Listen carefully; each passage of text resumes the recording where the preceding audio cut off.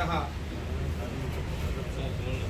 ಕರ್ನಾಟಕ ಕಾರ್ಯನಿರತ ಪತ್ರಕರ್ತರ ಸಂಘಕ್ಕೆ ಹೊಸಕೋಟೆ ತಾಲೂಕು ಅಧ್ಯಕ್ಷರಾಗಿ ಆಯ್ಕೆಯಾಗಿರುವಂತಹ ನಾಗರಾಜಣ್ಣವ್ರನ್ನ ಕರೆಸಿ ಇವತ್ತು ಅವರ ಒಂದು ಸನ್ಮಾನ ಮಾಡಬೇಕಂತ ಕೇಳ್ಕೊಂಡಾಗ ಸುಬ್ಬಣ್ಣರು ಬರ್ಬೇಕಂತೇಳಿ ನಾವೆಲ್ಲ ಮಾತಾಡ್ಕೊಂಡಾಗ ಸುಬ್ಬಣ್ಣ ಎಷ್ಟೇ ಒತ್ತಡಗಳಿದ್ದ ಕೆಲಸ ಈಗಲೂ ಯಾರೋ ವೆಯ್ಟ್ ಮಾಡ್ತಾ ಇದ್ದಾರೆ. ಅವರು ಈ ಒಂದು ಸಂಘದ ಒಂದು ಕಾರ್ಯಕ್ರಮಕ್ಕೆ ಬಂದು ನಮ್ಗೆ ಎಲ್ಲರಿಗೂ ಖುಷಿ ತಂದಿದೆ. ಅಂಥವ್ರಿಗೆ ನಾನು ಧನ್ಯವಾದಗಳು ನಡೆಸ್ತೀನಿ ಈ ಸಂಘದ. ಅದೇ ರೀತಿ ನಮ್ಮ ಸಂಘದ ವತಿಯಿಂದ ನಮ್ಮ ಪತ್ರಕರ್ತ ನಮ್ಮ ನಾಗರಾಜಣ್ಣವರು ಅವರು ಬೇರೆ ಒಂದು ಸಭೆಯಲ್ಲಿ ಹೋಗ್ಬೇಕಾಗಿದೆ. ಅವ್ರಿಗೂ ಸಹ ನಮ್ಮ ಸಂಘಕ್ಕೆ ಬಂದಂತ ಸನ್ಮಾನ ಸ್ವೀಕರಿಸಿದಂಥ ನಾಗರಾಜನಿಗೆ ತುಂಬ ಹೃದಯದ ಧನ್ಯವಾದವನ್ನು ನಡೆಸ್ತಾ ಇದ್ದೇನೆ. ಅದೇ ರೀತಿ ನಮ್ಮ ಸಂಘಕ್ಕೆ ಹಲವಾರು ಜನ ನಾವೇನು ಮೆಸೇಜ್ ಕಳಿಸಿದ ತಕ್ಷಣ ನಾವೆಲ್ಲ ಪ್ರತಿ ತಿಂಗಳು ಈ ಒಂದು ಪ್ರತಿ ತಿಂಗಳು ಕೊನೆ ಭಾನುವಾರ ನಾವು ಮೀಟಿಂಗ್ ಇಟ್ಕೊಳ್ತೇವೆ. ಇದೇ ಥರ ಇವತ್ತು ಸಹ ತಾವೆಲ್ಲರೂ ಒಂದು ಸಭೆಗೆ ಬಂದು ಪ್ರತಿಯೊಬ್ಬರು ನಮ್ಮ ಜಿಲ್ಲಾ ಕಮಿಟಿ, ತಾಲೂಕು ಕಮಿಟಿ, ರಾಜ್ಯ ಕಮಿಟಿ ಎಲ್ಲರೂ ಬಂದು ಪ್ರತಿಯೊಬ್ಬ ಕಟ್ಟಡ ಕಾರ್ಮಿಕರು ಹಳ್ಳಿಗೂ ನಮ್ಮ ಕಟ್ಟಡ ಕಾರ್ಮಿಕರಿದ್ದಾರೆ, ಜೊತೆಗೆ ಬೆನಿಫಿಟ್ ಕೊಡಿಸ್ತಾ ಇರ್ತೀರಿ. ನೀವು ಫೀಲ್ಡಲ್ಲೆಲ್ಲ ಎಷ್ಟೇ ಕೆಲಸಗಳು ಒತ್ತಡಗಳಿದ್ರು ಸಹ ಭಾನುವಾರ ಆಗಿದ್ರು ಸಹ ನಮ್ಮ ಮಾತಿಗೆ, ನಮ್ಮ ಒಂದು ಮೆಸೇಜ್ಗೆ ತಾವೆಲ್ಲ ಬಂದಿದ್ದೀರಿ. ನಮ್ಗೆಲ್ಲರಿಗೂ ಹೊಂದಿಸುತ್ತಾ ನಾನು ನಮ್ಗೆಲ್ಲರಿಗೂ ಅಭಿನಂದನೆ ಸಲ್ಲಿಸ್ತಾ ಇದ್ದೀನಿ.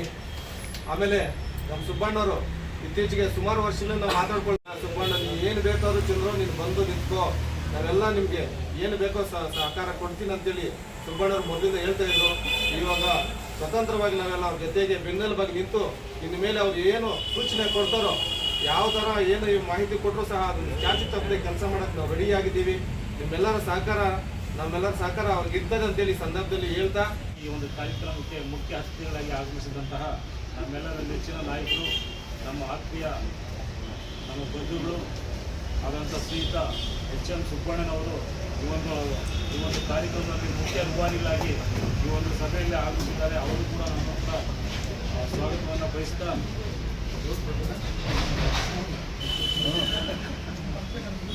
ಇವತ್ತು ಈ ನಮ್ಮ ಚಂದ್ರಶೇಖರ್ ಅವರ ನಾಯಕತ್ವದಲ್ಲಿ ಕಾರ್ಮಿಕರು ಕ್ಷೇಮಾಭಿವೃದ್ಧಿ ಸಂಘವನ್ನು ಡೆವಲಪ್ ಮಾಡಿಕೊಂಡು ಅಭಿವೃದ್ಧಿ ಪಡಿಸ್ಕೊಂಡು ಇವತ್ತು ನಾನಾ ರೀತಿಯಂಥ ಅಭಿವೃದ್ಧಿ ಯೋಜನೆಗಳನ್ನು ಮುನ್ನಡೆಸ್ಕೊಂಡು ನಿಮ್ಮ ಸಂಘ ನಡೆಸ್ಕೊಂಡು ಹೋಗ್ತಾ ಇರೋದನ್ನು ನಾನು ಕೂಡ ಭಾಳ ಹೆಮ್ಮೆ ಪಡೋಂಥ ವಿಷಯಗಳು ಮತ್ತು ಒಳ್ಳೊಳ್ಳೆ ಕಾರ್ಯಕ್ರಮಗಳು ಕೂಡ ನಮ್ಮ ಚಂದ್ರಶೇಖರ ನೇತೃತ್ವದಲ್ಲಿ ಕಾರ್ಯಕ್ರಮ ನಡೆಸ್ತಾ ಇರೋದನ್ನು ನಾನು ಕಂಡಿದ್ದೇನೆ.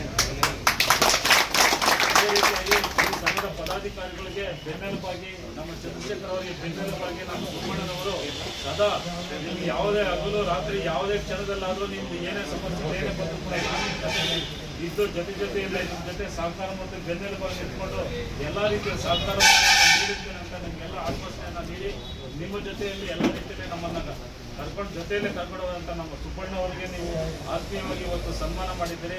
ಅದೇ ರೀತಿಯಲ್ಲಿ ನಾನು ಪತ್ರಿಕೋದ್ಯಮದಲ್ಲಿ 15 ವರ್ಷಗಳ ನಿರಂತರವಾದ ಸೇವೆ ಕೆಲಸ ಮಾಡಿದ್ದೀನಿ ಮತ್ತು ರಾಜಕೀಯವಾಗಿ ಕೂಡ ನಾನು ಕೆಲಸ ಮಾಡ್ಕೊಂಡ್ಬಂದಿದ್ದೀನಿ 10 ವರ್ಷ.